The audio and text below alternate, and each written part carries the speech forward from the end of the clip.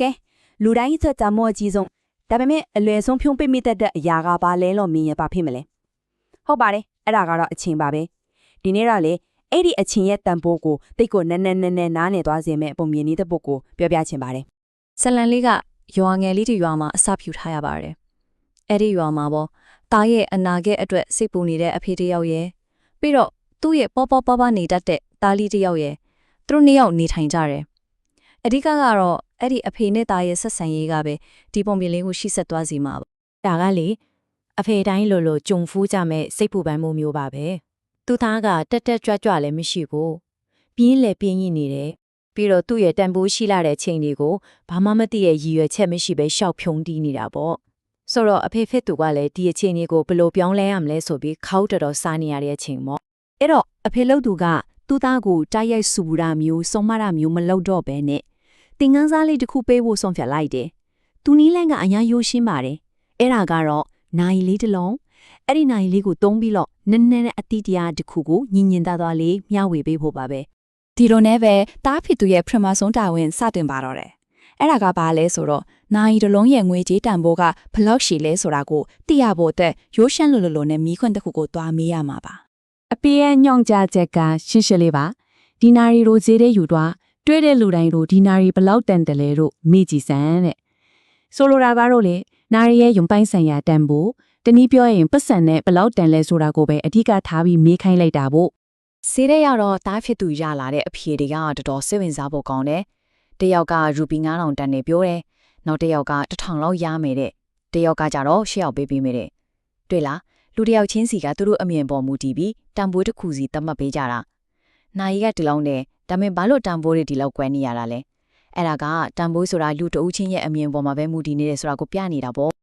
့ကဲနောက်ထပ်နေ့လဲရောက်ရောအဖေကသူ့သားကိုအဲ့ဒီနိုင်တလုံးလေးနဲ့မဲ့နောက်ထပ်တာဝန်တစ်ခုထပ်ပေးလိုက်ပြန်တယ်ဒါပေမဲ့ဒီတကားမေးခိုင်းတဲ့မေးခွန်းကမနေ့ကနဲ့လုံးဝမတူတော့ဘူးပေါ်ပြီးတော့ရှုပ်ထွေးသွားစေမဲ့မေးခွန်းမျိုးပေါ့အဖေမေးခိုင်းတဲ့ဒုတိယမေးခွန်းကတော့တောင်းကိုတကယ်ပဲခေါင်းချောက်သွားသေးတယ်သူကဗာမေးခိုင်းလဲဆိုတော့ဈေးကိုနောက်တစ်ခေါက်သွားဒီတစ်ခါတော့ဒီနိုင်ထဲကအချိန်ရဲ့တန်ဖိုးကိုမေးကြည့်တယ်စဉ်းစားကြည့်တယ်မနေ့ကကြတော့ကင်လို့တွေ့လို့ရရဲ့နိုင်ရဲ့တန်ဖိုးဒီနေ့ကြတော့ကင်လို့တွေ့လို့မီရတဲ့အချိန်ဆွဲရရဲ့တန်ဖိုးဘလောက်တောင်ကွာသွားလဲဈေးတွေကလူတွေရဲ့တုံပြန်မှုကလည်းချင်းတဲ့အတန်းပါပဲဒီမြေခွန်းကိုကြတော့တချို့ကသူ့ကိုကြည့်ပြီးဟာတိုက်ရကြတယ်တချို့ကကြတော့သွားဆက်မှာဆိုပြီးမောင်းထုတ်ကြတယ်တချို့ကဆိုတာအယူလိုမေခွန်းမဲလို့တော့ပြောကြတယ်ဘာလို့လဲဆိုတော့လူတွေကအချင်းဆိုတဲ့အရာကိုငွေနဲ့တန်ဖိုးဖျက်လို့မရမှန်းသိနေကြလို့ပဲပေါ့ဆိုတော့ဒီနေရာမှာဇလဲအထီးကတင်ခန်းစားကဖြည်းပေါ်လာပြီတခုကကင်တွယ်လို့ရတဲ့အမေခွန်းဒီနာကြီးဘယ်လောက်တန်တယ်လဲဆိုတာအဖြေတွေအများကြီးရတယ်နောက်တစ်ခုကကင်တွယ်လို့မရတဲ့အမေခွန်းဒီထဲကအချိန်ဘယ်လောက်တန်တယ်လဲဆိုတော့လူတွေကရှုပ်ထွေးသွားပြီးလောင်ပြောင်ကြတယ်ဒါကဘာကိုပြလဲဆိုတော့နာကြီးတလုံးကိုငွေနဲ့တန်ဖိုးဖျက်လို့ရချင်ရမယ်ဒါပေမဲ့အဲ့နာကြီးကတိုင်းတာပြနေတဲ့အချိန်ကိုယ်တိုင်ကိုတော့ဘယ်လိုနည်းနဲ့မှတန်ဖိုးဖျက်လို့မရဘူးဆိုတဲ့အမှန်တရားပါပဲဒီလိုနဲ့ဇက်လန်းရဲ့အထူးကအလဲအပြောင်းကိုရောက်လာပါပြီ။တားထီသူဟာသူ့ဖေပေးခြင်းတဲ့သင်ခန်းစာကိုအဖြစ်ဝါနားလဲတဲ့ပညာရှိနာရီဖြင့်ဆရာအဘိုးကြီးကယောက်နဲ့တွားတွေ့ပါတော့တယ်။ညာရီပြင်ဆရာအဘိုးကြီးကသားကိုဒီလိုပြောပြတယ်။သားရဲ့အချိန်ကိုတန်ဖိုးဖျက်လို့မရဘူး။မင်းမရူဘီငွေတန်ပေါင်းများစွာရှိနေတော့မင်းမွားရဲ့တစ်စက္ကန့်လေးကိုတောင်ပြန်ဝေလို့မရဘူးတဲ့။ဒီစကားကတကယ်ကိုလေးနက်ပါတယ်။အချိန်ဟာတန်ဖိုးဖျက်လို့မရတယ်လို့ဘယ်တော့မှပြန်ဝေလို့မရဘူးဆိုတာကိုရှင်းလင်းပြောသွားတာပါပြီးတော့နိုင်ပြင်ဆရာကအချိန်ရဲ့တဘာဝနှမျိုးကိုရိုးလေးနဲ့အားကောင်းမုန်းတန်ရှင်းပြသွားတယ်။သူကပြောတယ်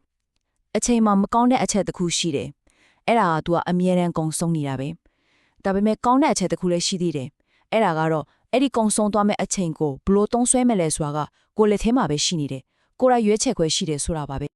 တကယ်တော့လေလူတိုင်းကချမ်းသာသည်ဖြစ်စေစင်းရဲသည်ဖြစ်စေဘရင်မဲ့ဖြစ်ဖြစ်တာမန်လူပဲဖြစ်ဖြစ်တနည်းကို24နာရီဆိုတဲ့အချိန်ကိုတော့တန်တူညီကျူပိုင်ဆိုင်ကြတာပါအဓိကကွာခြားသွားတာကဘာလဲဆိုတော့အဲ့ဒီတန်ဖိုးမဖြတ်နိုင်တဲ့24နာရီကိုဘယ်သူကဘယ်လိုအတုံးချသွားတယ်လဲဆိုတဲ့အချက်လေးတစ်ခုတည်းပါပဲ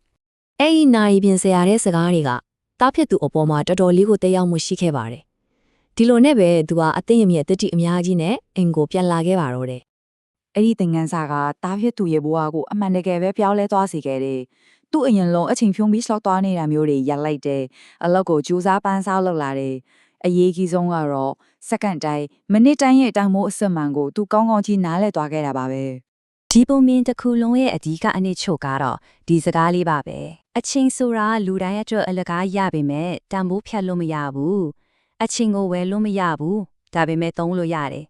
တင်ထားလို့မရဘူးဒါပေမဲ့သုံးဆဲလို့တော့ရတယ်တဲ့